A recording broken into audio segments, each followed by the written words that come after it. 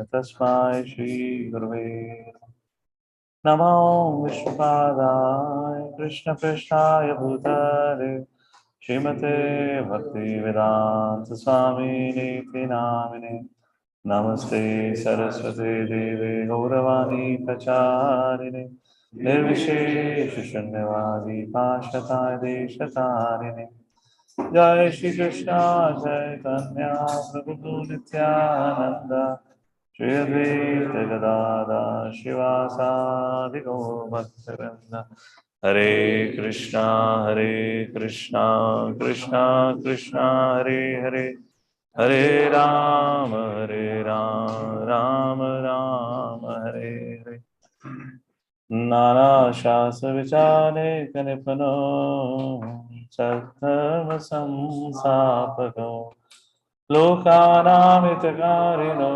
त्रिभुवने महन्यो शरण्याकरो राधा कृष्ण पदारविंद भजना नंदनमत्तालिकयो वंदे रूप सनातनो रघुजुगो श्रीजीव गोपालको Hare Krishna. So we welcome everyone for today's reading and discussion from Nectar of Instruction. If I am correct, we are on the last page of text number 5. Let's quickly together recite the shloka and then we'll go to the last paragraph of this verse.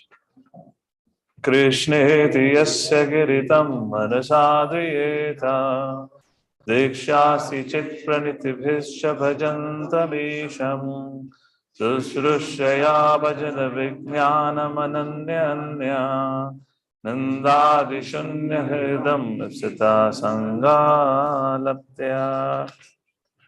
So all of you are familiar with the discussion which is going on, hopefully. Srila Rupa Goswami is talking about how to deal with different categories of Vaishnavas. Why? Because in text number 4, he spoke about building a loving relationship with Vaishnavas. But how do we treat Vaishnavas? There are different levels of Vaishnavas. Kanishta, Madhyama, Uttamadhikari. So that's what for Kanishta, offer my respect for mine, Madhyama, offer Danvas, and to Uttamadhikari, long to have the association of Uttamadhikari. This is the high level meaning of this. Let's take a look at the last page where we have to start reading on what is not faith. Well, first of all, what is faith? We discussed yesterday. Proper, right? Faith means Krishna, serving Krishna is enough. By rendering transcendental service to Krishna, one automatically performs all subsidiary activities. That is faith. Okay, this is, I'll read the first, I'll read one of the paragraphs, so maybe you can catch it up where we are, then you can raise your hands, then you can read it. This is the correct way of understanding Bhagavad Gita, and this is called Shraddha. It is not that one accepts a portion of Bhagavad Gita according to his own whimsical interpretation and then rejects another portion. This is not Shraddha. Shraddha means accepting the instructions of Bhagavad Gita in their totality, especially the last instruction, Sarvadaman Pratyaja, Mam Ekam Sharanam Vraja, abandon all varieties of religion, just lend unto me. Bhagavad Gita 18th chapter, verse number 66. When one becomes completely faithful in regard to this instruction, one's strong faith becomes the basis for advancing in spiritual life. What is faithful service? Srila Prabhupada writes in the next paragraph. All right. Mother Sadhya Vilasini, your hand is up. Go ahead. When one fully engages in chanting the Hare Krishna Mahamantra, he gradually realizes his own spiritual identity. Unless one faithfully chants the Hare Krishna mantra, Krishna does not reveal himself. Sevan Shiva Swayam Ada. 1.2.234. We cannot realize the Supreme Personality of God by any artificial means. Must engage faithfully in the service of the Lord. Such service begins with the tongue, Sevana Mukhe hi Jivato, which means that we should always chant the holy names of the Lord and accept Krishna Prasad. We should not chant or accept anything. This process is faithfully followed. The Supreme Lord reveals himself to the devotee. Hare Krishna. Now Srila Prabhupada talks about Uttamadhikari. Who is an Uttamadhikari? Nikhil Prabhu, your hand is up. Go ahead.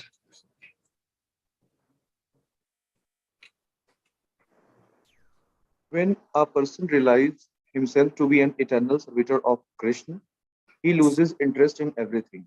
But Krishna's service, always thinking of Krishna, devising means by which to spread the holy name of Krishna.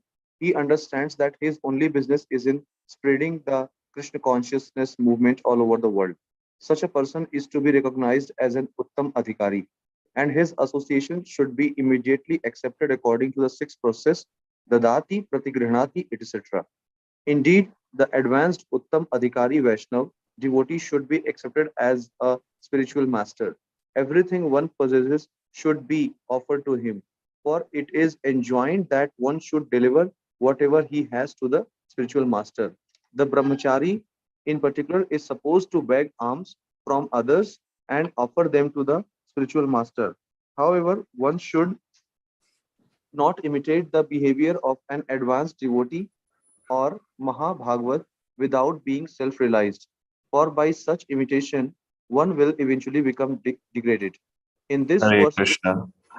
So Prabhupada talks about one who is 24/7 thinking about Krishna, planning to share the message of Krishna. Such a person should be accepted as Uttamadhikari. And we should associate with such a Vaishnava with the fourth was Dadati Pratigrihnati, in that understanding. And such a person, we should seek the association. Not only that, we should also accept such a person as one spiritual master. But Prabhupada says one should not imitate such a behavior of an advanced devotee, so that I would have a following, so that people would say, oh, what a wonderful Vaishnava I am. So like that, Srila Prabhupada mentions here. Now, Prabhupada concludes, well, not concludes, he speaks something more about Uttamadhikari. All right, Mother Enduradhika, go ahead. Hare Krishna Prabhuji, Dandavat Pranam. In this verse, Sri Rupa Goswami advises the devotee to be intelligent enough to distinguish between the Kanishta Adhikari, Madhyama Adhikari, and Uttama Adhikari. The devotee should also know his own position and should not try to imitate a devotee situated on a higher platform. Srila Bhaktivinoda Thakur has given some practical hints to the effect that an Uttama Adhikari Vaishnava can be recognized by his ability to convert many fallen souls to Vaishnavism. One should not become a spiritual master unless he has attained the platform of Uttama Adhikari. A neophyte Vaishnava or a Vaishnava situated on the intermediate platform can also accept disciples, but such disciples must be on the same platform. And it should be understood that they cannot advance very well towards the ultimate goal of life under his insufficient guidance.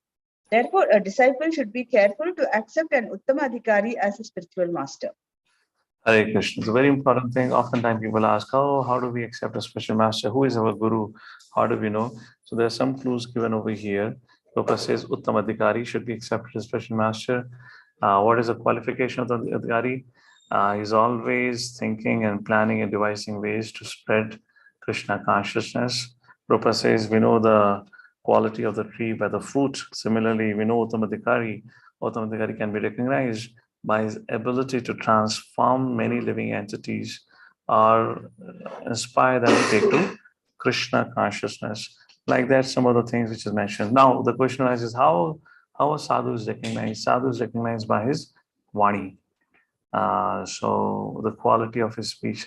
But that's not the only parameter. How would earlier people would identify or recognize a special master is they'll go and stay in the ashram of the Guru, observe Guru, his personal dealings. One is how he deals with the public, what he speaks, and very importantly, what he speaks, does he follow in his own life?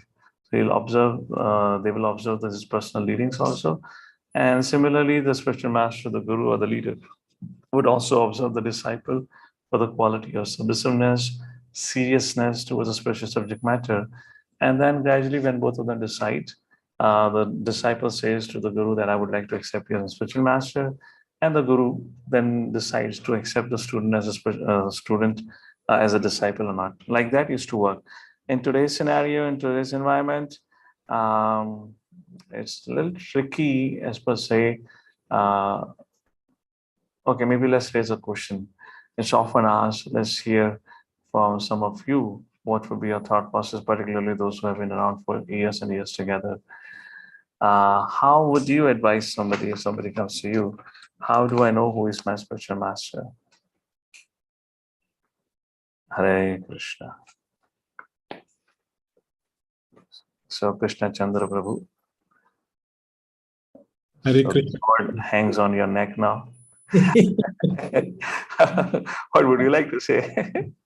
Yeah, I'm very careful in what you call recommending or advising devotees, especially when they're coming new, because they get so excited to take initiation, you know. Get a new name. Excitement is for that. Excitement is for getting a new name.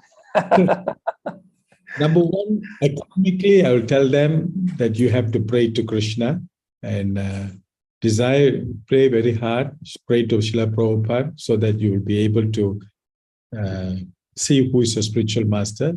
And because ISKCON has got multi-guru system, they all visit the temple. You come and visit the temple, listen to their lectures, and do service and see how you can reciprocate. And that's how you take. Do not rush. That's what I would Do tell. not rush. Very important. Do not rush. I've come across so many instances. प्रभु जी जल्दी जल्दी में दीक्षा हो गई, अभी क्या करें? अभी तो शादी हो गई, अभी क्या करें मतलब है. So sometimes very important point. Thank you so much, Krishna Chandra Prabhu. Very valuable points. Anything else you'd like to add here? Okay, let's hear from anyone else.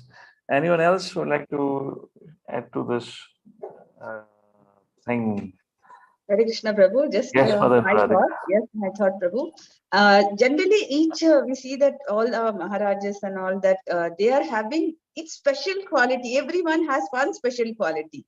Generally, if we are identifying a guru whom we want to be a guru, we generally try to align our likening or our area with the area of the spiritual master, and try to observe. And in a similar way, I think even the Guru Maharaj also are having their own congregational reader who are actually observing the disciple, and actually they are only recommending. So if it matches and if they both are in alignment, then I think that will be the ideal guru for a disciple. Fantastic. Thank you, Mother. All right. I'm going to call all those who I see are initiated now. Let's hear from them. Mother Medhavni, let's begin with you. What would you like to say? Prabhu, Dandavat Pranams Prabhu. I actually totally agree with what Indu Radhika Mataji said, that we hear from many gurus, but whoever inspires us the most, whoever whom we think we can follow, we can take their instruction as our life and soul, who actually inspires us in Krishna consciousness, who enthuses us to perform a devotional service every day, because it's a lifelong commitment. So whoever we think we can follow without questioning, at that point we should accept that guru. Right? I'm just remembering Srila Prabhupada. The first Prabhupada mentions in Prabhupada Lilamrit that the first time I asked Srila Prabhupada, right, what happens? India is under the British rule, so how can we spread Krishna consciousness? And then he said that I was very, very happy being defeated by my spiritual master. And then later on, in the 4th chapter, 5th chapter, Srila Prabhupada says, after that, there's only one question I asked Srila Bhaktisiddhanta Saraswati Thakur: how can I serve you? Right? So that is a point when we know that this is my spiritual master who will deliver me back home back to Krishna. So thank you, Prabhu, for the opportunity. Correct. Here, one challenge arises. Thank you, wonderful answer, Mother. One challenge arises. Get a chance to interact with Guru today. Krishna Chandra also made a point that take an opportunity to serve them. It is generally today Dasanudas service. You can serve the servant of the servant. Directly, at least in India over here. I believe in the West also would be becoming the similar situation. That opportunity to personally interact, that personal interaction is very minimal. In fact, many of Prabhupada disciples, even during initiation, did not have a personal interaction. they got initiation either through the letter, you know, something like that, and the rest of the life they never had a personal interaction with Prabhupada. So here Krishna Chandra Prabhu made a very important and wonderful point. We should pray. We should pray strongly and sincerely to the Lordships. To Srila Prabhupada, please guide me whom I should accept as my spiritual master, as Mother Indradika and Mother Medhavani was making another important point. The idea is, I'm willing to follow the instruction. No question asked. Guru says, do this, I do this. At least that should be the mood at the time of taking initiation. Relationship of that level may take its time to develop, but at least we should enter that relationship with that understanding. Whatever Guru says, I'm willing to do it. So for that, we need to pray. One thing is we hear from different speakers who come across, as Krishna Chandra was saying, who visit the temple, you hear from them. Okay. Any Nitai Pran Prabhu, you want to add something to all this? Tanvat Pranam Prabhu. Hope I'm audible. Yeah. So Prabhu, I think whatever Prabhu has said and both the Mataji has said, so I'm definitely totally agree to what they have been saying. It's very important. It's very important that we need to understand that what is the mood of our Maharaj or of our Guru Maharaj from whom we've been aspiring from. Generally, what had happened that we generally follow our Shiksha Guru, and whosoever their spiritual master is, we tend to basically try to get the initiation from them. So it's very important that we first It's also other way around. If I say Nitai Pran Prabhu, if I can make a point here, it is also the other way around. Sometimes we try to superimpose our authority on others. Yeah, that's very true as well. We don't give the freedom to devotees to really take a time and to think about whom they want to dedicate their life. Because somebody is so and so is my student. So now he is bound to take initiation only from my group. Although we are Prabhupada's family, we belong to Prabhupada's family, but yeah, there is this idea that, somebody takes initiation from someone else, then the line of authority would change, my influence and my amount of control will reduce. Those kind of things comes. Sometimes it is out of genuine concern also, knowing the fact that, the devotees' training and well-being can happen here properly. So all the factors are there. So yeah, it's a tricky subject matter. So what you said is correct. Generally, the inspiration follows that way.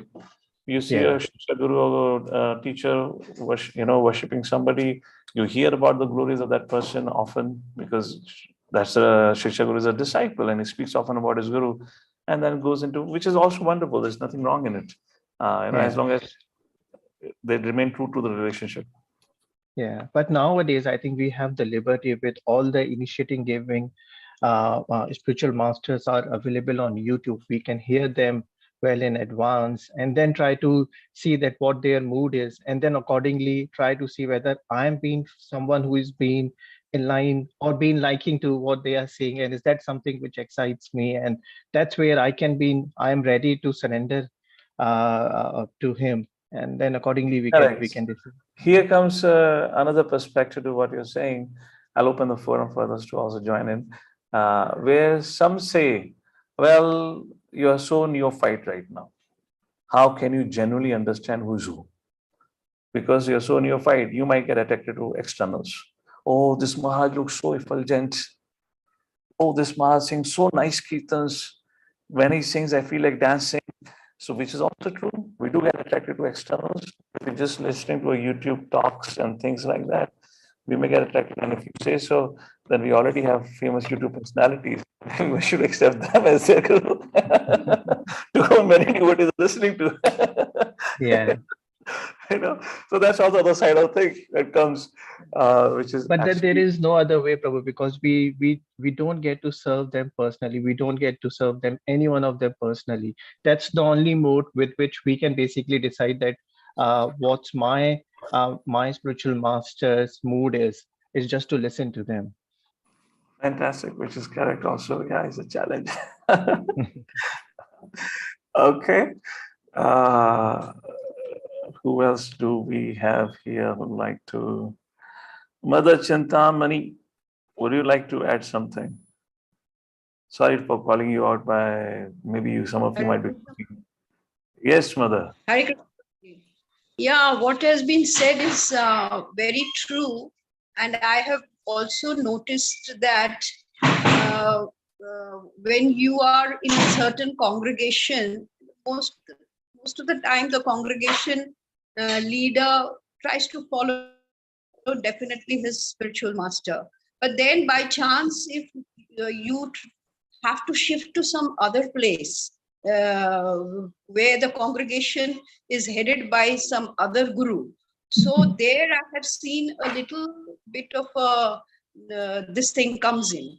For some reason, if the geographical location changes, then what happens, the new environment you go to is naturally aligned to that particular guru. So that factor also I have personally seen. And then it is up to you where you align yourself. Hare Krishna. So not sure if those who are aspiring for have got clarity what to do. There are all equal sides. So, just to sum up what everyone has said very beautiful, right things over here. What are the best we can think? I would say my 2 cents on this would be pray, pray, and pray. Okay. Keep your mind open. First focus of any student getting connected to ISKCON is to build their relationship with Srila Prabhupada. Study Srila Prabhupada's books nicely. Give yourself a time, at least for 2 to 3 years of training, proper training, where you have at least gone through these books like Bhagavad Gita, Updeshamrit, Bhakti Rasamrita Sindhu, Ishopanishad, and if possible, first canto of Srimad Bhagavatam, a proper study of it. Like this. So where we come across this discussion, like Prabhupada is making a point, who should be accepted as a guru, what are the qualification of a guru, like this, and take opportunity of every sadhu sangha, which means you are connected to some of the temple, then any visiting guest, any senior leader comes, go and take opportunity of association through Vani, and also try to associate with their disciples, because disciples often reflect the mood of their spiritual master. So by being in touch with the disciples, you'll get to know what is the prominent mood. And do you really reflect that in your life, or do you feel attracted to that, natural attraction to that mood? And then I'm pretty sure within few years, you'll be able to figure out the way you want to take it for yourself, and where you want to get trained up. Initiation is the beginning step, is not the end of it. Initiation is now your training really begins. So in this forum, in this community is where I want to get trained up in my Krishna consciousness. This is my family. Now, at the end of the day, we are all Prabhupada's family. It's not that if you're initiated by somebody, you cannot get trained up in another place. That's not the way. I'm just saying some thoughts on that direction. This is where I connect to. I feel very much nourished, as some of them said. Hare Krishna. Some quick thoughts onto this. Any concluding points on the subject matter of Diksha? Prabhuji, I have a query. I just want to ask. Now, actually, I don't think Maharajas and all have any problem as far as their disciples are concerned. They are all quite united. But we find at the lower level, at the congregation, something they are too attached, and they say, suppose you are attached to a temple, you should be attached to that temple where the Maharaj is attached. Why we are having? In fact, maybe we are having our Guru Maharaj is there. But in spite of that, we should be given the freedom. You are flexible. You can hear everybody. You can also follow others, but you should take the instruction of your Guru Maharaj seriously. And you can go to other temples. I don't know. This. I wish this broad-mindedness is there.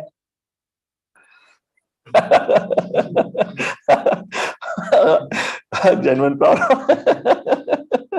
From youth preacher to congregation, preacher to temple president, everyone has this. My take is this: I am not Krishna. I should not give a competition to Krishna by trying to control the lives of others. That's all. If a living entity could revolt against Krishna, then how can I expect that living entity not to revolt against me? And if I exercise my over control on that living entity, I'm really trying to compete with Krishna. My job means any leader's job or teacher's job is to be a transparent medium. Try to become a transparent medium. And I have said that before also, Our job profile is very simple. Our job profile is to provide education, provide a system where the student feels connected to Srila Prabhupada, and when he has taken a decision, feels connected to his spiritual master. Because that is a connection which actually is giving them the strength. We are just there to fan them and support them. But because what happens, there's a practical implication here also, because what happens is we have a project to also run. We have an institution. Institution or a project requires resources, the human resources, the money resources, and whatnot. And therefore, to do that, at times it is required that certain devotees take responsibility and be part of that project. Otherwise, how would project flourish? How would project sustain? Flourish is different thing. If we devotees are given a free hand move here and there, then at our stage where we are already quite mental and sentimental, the moment we get corrected, we'll say, oh, how dare they correct me? I'll move to another place. That also happens. People move on a very flimsy ground kind of a thing. So it's a little tricky thing, a little gray area. Okay.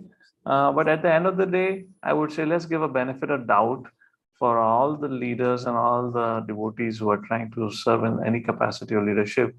At the end of the day, whatever, they wish to see you becoming Krishna conscious. Maybe their way of training their subordinates could be a little different. They could be a little more possessive than others. That's what it is. However, if you feel you're not comfortable, so be it. I, as an individual, would never get into any pressure because it is my life. It is my choice. I chose to take the Krishna Kashana. I am practicing. I am chanting. I need to take that sense of responsibility for my life. Of course, when I take the sense of responsibility, I should not forget about all the good done to me by my seniors. And I should, within the limits of the Vaishnava etiquette, if in case ever any conflict or confusion arises, I should clarify with another senior how to look into that relationship. But I should not make an independent decision that I move. That should not happen. That is not the right way, because at our stage, we would often work according to what my mind dictates. Krishna Chandrapur, you want to add something to it? But I feel, Prabhu, among devotees, we should be also very mature to understand ISKCON is Prabhupada and Srila Prabhupada is ISKCON, and move to the direction. Of course, we have gurus. All the gurus are actually spreading Srila Prabhupada's message. So, of course, because you see here and there, but we have to learn to become mature. It's a learning process. So try to accommodate. Very, very beautiful point Krishna Chandrapur brought out. Actually, one leader in one of our training programs was making a very wonderful point. He said, what's the greatest advantage with ISKCON?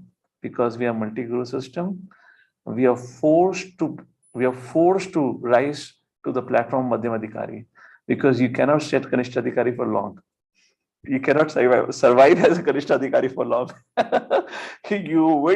You would end up into aparad and conflicts and whatnot, because this is created a little difficult, a little complexity in the sense when Srila Prabhupada, there was one guru, so there was no ambiguity. Of course, it's not much an ambiguity, but it becomes a little tricky. But that forces us, gives us an impetus to study Shastra seriously and carefully and grow, not become comfortable and complacent. So that's an advantage. Hare Krishna. All right. Anything else on the subject matter of anyone else? Or we start our discussion on the next verse. Where is the window? Okay, fine. Everyone is content. Text number 6. Drishte svabhava janite vapuchasya doshe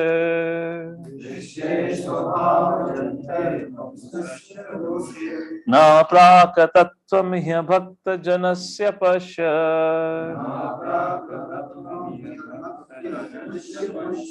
Ganga basana khalu budpudafena panke Brahmadavatvamapagacchati niradhame.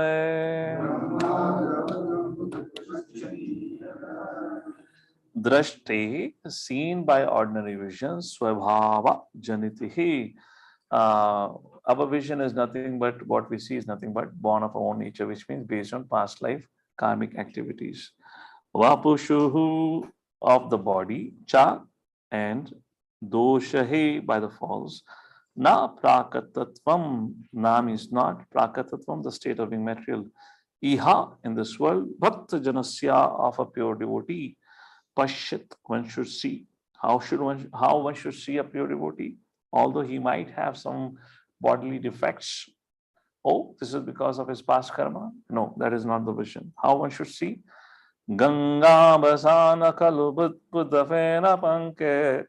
Sri Rupa Goswami says, just like Ganges is all pure, purest of all pure, yet Mother Ganges has bubbles, foam, and mud.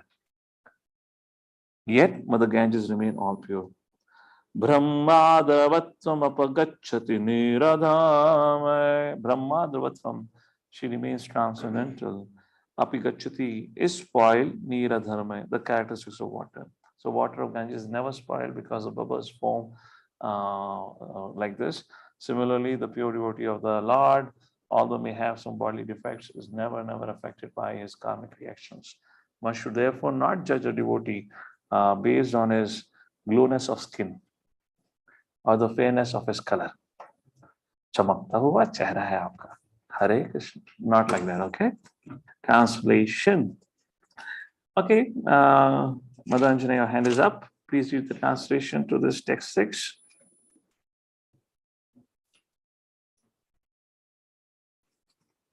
Oh, wait a second. Yeah, you are unmuted. Hare Krishna, Prabhuji. Yes, Mother. Being situated in his original Krishna conscious position, a pure devotee does not identify with the body.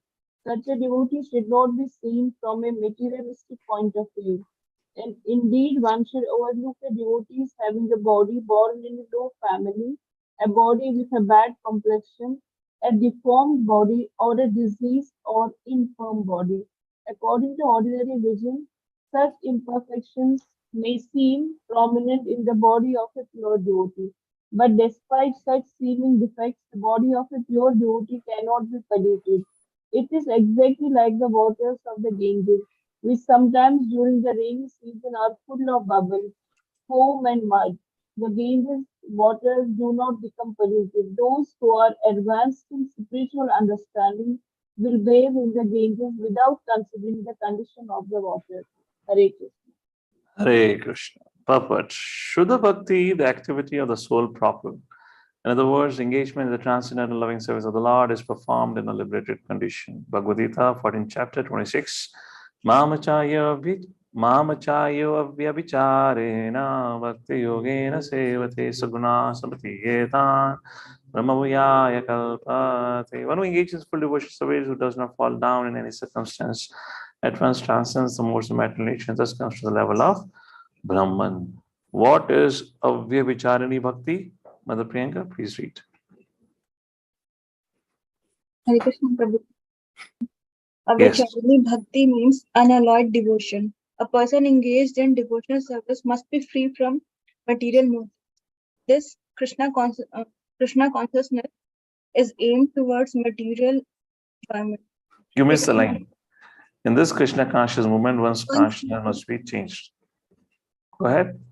If consciousness is aimed toward material enjoyment, it is material consciousness, and it is aimed towards serving Krishna. It is Krishna.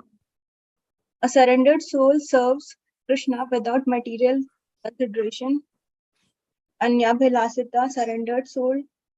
Anyabhilasita sunyam. Jnana kamde anavrita. Unalloyed devotional service, which is transcendental to the activities of the body and mind, such as jnana, mental speculation, and karma, curative work, is called pure bhakti yoga. Yoga is the proper activity of the soul, and when one actually engages in unalloyed, uncontaminated, he is already liberated. Sa guna tamat. Krishna's devotee is not subjected to material condition, even though his bodily features may appear materially conditioned. One should therefore not see a pure devotee from a materialistic point. Unless one is actually a devotee, he cannot see another devotee directly. As Hare explained, Krishna. Very important point. Unless one is actually a devotee, he cannot see another devotee perfectly. This actually refers to Madhyamadhikari. This refers to Madhyamadhikari. This qualification is of Madhyamadhikari. Just wanted to highlight that. As explained in the previous verse, there are three types of devotees: Kanishta, Madhyama, and Uttama Adhikari. The Kanishta Adhikari cannot distinguish between a devotee and non-devotee. He is simply concerned with worshipping the deity in the temple. A Madhyamadhikari, however, can distinguish between the devotee and non-devotee, as well as between the devotee and the Lord. Thus, he treats the Supreme Personality Godhead, the devotee and the non-devotee in different ways. No one, Madan Sundar, you can read from here now, should criticize. Hare Krishna Prabhu, no one should criticize the bodily defects of a pure devotee. If there are such defects, they should be overlooked. What should be taken into account is the spiritual master's main business, which is devotional service, pure service to the Supreme Lord. As stated in the Bhagavad Gita 9.30, Apichetu Suduracharo, Bhajate Mam Ananya Bhag, Sadhur Eva Samantavya, Samyak Yavastito Hisa. Even if a devotee sometimes seems to engage in abominable activities, he should be considered a sadhu, a saintly person, because his actual identity is that of one engaged in the loving service of the Lord. In other words, he is not to be considered an ordinary human being. Hare Krishna. So, bodily defects should be overlooked. The main business of a devotee is to preach, and that should be considered like that. Yeah, please continue. Even though a pure devotee may not be born in a Brahmana or a Goswami family, if he is engaged in the service of the Lord, he should not be neglected. In actuality, there cannot be a family of Goswamis based on material considerations, caste, or heredity. The Goswami title is actually the monopoly of the pure devotees. Thus, we speak of the 6 Goswamis headed by Rupa Goswami and Sanatana Goswami. Rupa Goswami and Sanatana Goswami had practically become Mohammedans and had therefore changed their names to Dabir Khasa and Sakar Malika. But Sri Chaitanya Mahaprabhu himself made them Goswamis.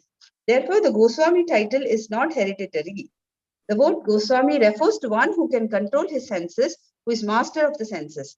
A devotee is not controlled by the senses, but is the controller of the senses. Consequently, he should be called Swami or Goswami, even though he may not be born in a Goswami family. Hare Krishna. So, if you look at the first verse, there Prabhupada mentions Godas and Goswami. Who is a Goswami? The one who is able to control his senses is said to be Goswami. Who is Godas? Who fails to control. There Prabhupada says traditionally in temples in Vrindavan, the temple presidents would be called as Goswami Ji. That was a point. Very interesting point. Goswami title is not hereditary, but it has become hereditary. If you're born into a Goswami family, then child could be a drunkard, but he'll be still called as Goswami. Just like not even read one shloka ever, but you're called as Chaturvedi. So like that, this is something, is an unfortunate state. This is how it becomes. In a similar fashion, the Vedic instructions are that you are recognized according to guna and karma. But gradually it became a birthright. Right? Brahmana, you're born in a Brahmana family, you are a Brahmana. You're born in a Goswami family, you're a Goswami. But scriptures never say like this. And because of this, all this caste system was created. Now this whole thing is work of what? Work of those people who actually do not have the qualification represented, but they want to take advantage of that position. Being a Goswami, which means so much respect you're going to get. So those who are attracted to name, fame, recognition are the one who created all this mess. I mean, I was talking to a devotee whose family, paternal family, actually comes from this Goswami lineage. And this particular devotee grew up in the circle of all those, Goswami and Goswaminis, all that. So she was making a comment. Well, when I grew up, we used to spend our holidays in Vrindavan, go for parikrama, everything. And I got so fed up being around them. I said, you got fed up around Goswamis? She said, yeah, these people will fight with each other like cat and dogs. They had so much, they have not earned anything, but they've got everything in donation. And when things are given in donation, then it becomes property of trust. And when person has passed away, then they'll fight on that subject matter. They'll fight about it. Like this. Well, so many court cases are going against each other. They'll give big Bhagavad Saptah, but at the background of it, there's smoke of bidi. Smoke a bidi and then come and give Saptah like this. So I saw all this thing. It was all about I was in my family. Until actually when we came and came across Srila Prabhupada's writing, that Prabhupada books, then got connected to ISKCON, then heard a logical presentation of Vedic science, then got convinced. Now my family member is so shocked. Are, we thought you never gonna come to our fold. And now you're speaking about Krishna, Bhagavad Gita. How is it? So yeah, consequently like this, Goswami. So it is not hereditary, but it is a very much part of a conditioned nature to make it hereditary. Everything, you take any field, they call it dynastic politics. Thank God, if you're born as a son of a doctor, how much ever the father tries to call you a doctor, because you don't have a degree, so nobody will come to you. But otherwise, isn't it? They all try. Okay, everyone wants. Interesting mindset. All right. Okay, whose hand is up now? Nitai Pran Prabhu, please read the next paragraph. According to this formula, the Goswamis, who are the descendants of Sri Nityanand Prabhu and Sri Advaita Prabhu, are certainly devotees. But devotees coming from other families should not be discriminated against. Indeed, whether the devotees come from a family of a previous acharya or from an ordinary family, they should be treated equally. Hare Krishna. One should not. This devotee was making a point. These Goswami families are complaining that ISKCON have destroyed the culture of Vrindavan.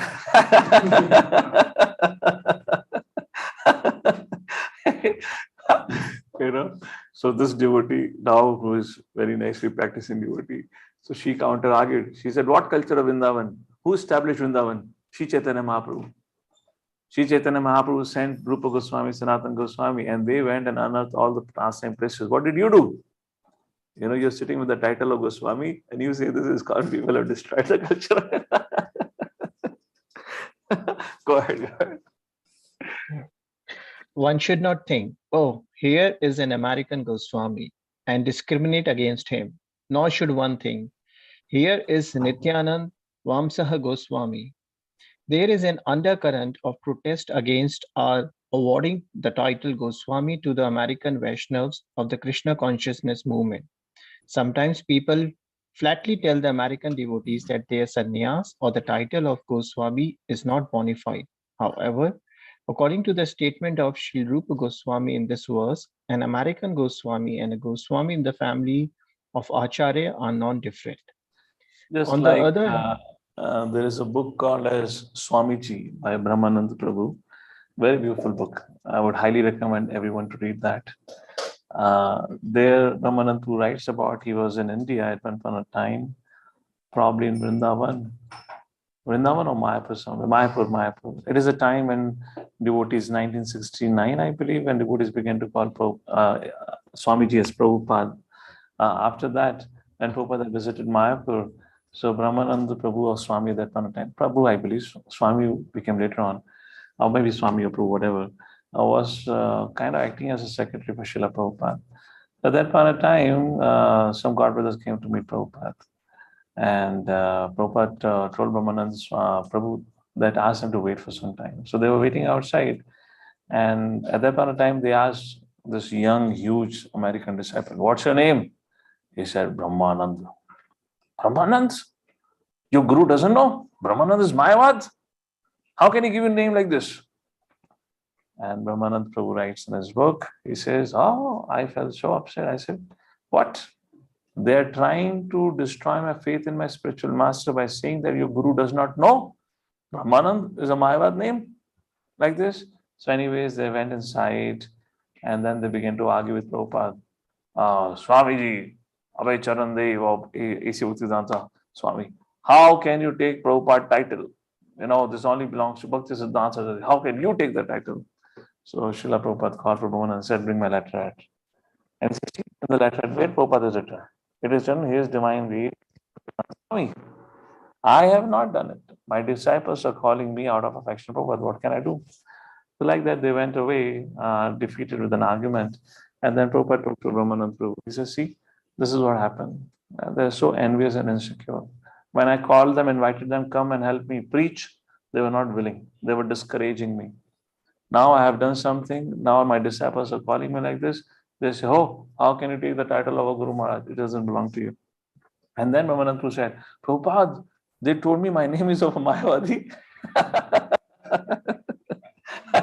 Prabhupada got very angry. Prabhupada said, "These rascals don't know anything.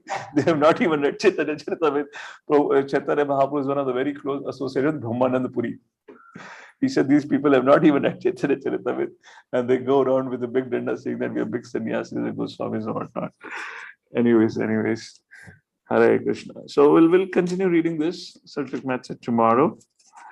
And so the main crux of the subject matter is we should not judge a devotee by his externals. We should not pass a comment, "Oh, this is because of his karma, because this and that. Oh, somebody looks so beautiful, must be a pure devotee. Somebody doesn't look so beautiful, maybe a semi-devotee on the process of becoming a pure devotee." That should not be the mindset. The sadhu is known by his ability to speak about Krishna, by his ability to transform the hearts of others to take to Krishna consciousness, and by his total absorption in serving Krishna. That are the qualities of sadhu. Hare Krishna. So we'll pause here. We'll read. We'll probably tomorrow. Tomorrow, okay, Friday? Oh, so we don't have any class for this week then. This is the last class for this week. Tomorrow, Friday morning, we'll have our Bhagavatam discussion, third canto, fifth chapter, prayers of Devatas that we'll discuss. And Monday, Tuesday, Wednesday, I am traveling. So next week we'll have classes on Thursday, Friday, Saturday, and maybe Sunday. We'll make 4 classes that way. I'll send you the schedule for next week, maybe by Sunday. So we'll try to have 4 times reading in a week. Hare Krishna. Jagadguru Srila Prabhupada ki. Srila Rupa Goswami ji ki. Upadeshamrita ki. Today is also a very auspicious day. Today is an appearance day of Rakeshwar Pandit, the very famous dancer. And as one of his very famous pastime was at the house of Shivas Pandit, he once danced for half an hour, 2 hours, 4 hours, 8 hours, 1 day, 2 days, and 3 long days. He danced and danced and danced. That was Vakeshwar Pandit. Vakeshwar Pandit ji ki. Hare Krishna. Any concluding comments or anything anyone wants to add? Okay, all right.